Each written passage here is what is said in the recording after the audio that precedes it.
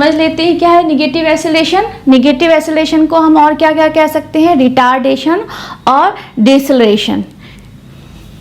When velocity of an object decrease with time, time के साथ जो वेलोसिटी है वो डिक्रीज होती जा रही है, तो हमारा जो एक्सेलरेशन होगा वो निगेटिव होगा। और इसमें क्या होता है, इसमें कंडीशन होती है u जो होता है, u की वैल्यू हमेशा ज़्यादा होगी v से। कैसे, यानी मैं चला रही हूँ 5 मीटर पर सेकंड की स्पीड से या वेलोसिटी से व्हीकल, और ट्रैफिक की वजह से मेरी जो स्पीड है वो डिक्रीज हो गई है, मान लो 3 हो गई है, ठीक है। तो पहले 5 थी और फाइनल इनिशियल वेलोसिटी 5 थी और फाइनल वेलोसिटी 3 है।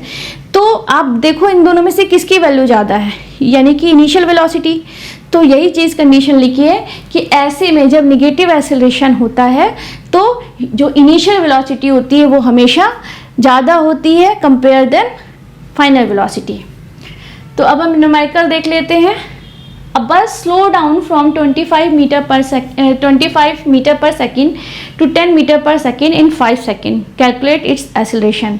देखो स्पीड यहाँ पे 25 थी और थोड़े टाइम के बाद, कुछ टाइम के बाद यानी 5 सेकंड के बाद जो स्पीड है वो 10 मीटर पर सेकंड हो गई, यानी स्पीड डिक्रीज हुई है, वेलोसिटी डिक्रीज हुई है। तो एक्सेलरेशन कैसा होगा, निगेटिव।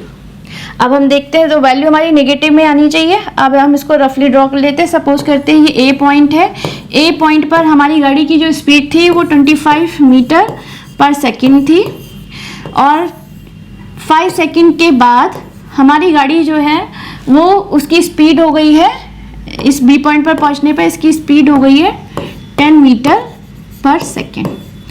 एक्सेलरेशन निकालना है तो गिवन देख लेते हैं। गिवन क्या क्या दिया है, गिवन है हमारे पास इनिशियल वेलोसिटी 25 मीटर पर सेकंड, फाइनल वेलोसिटी है 10 मीटर पर सेकंड, टाइम दिया हुआ है 5 सेकंड और a निकालना है।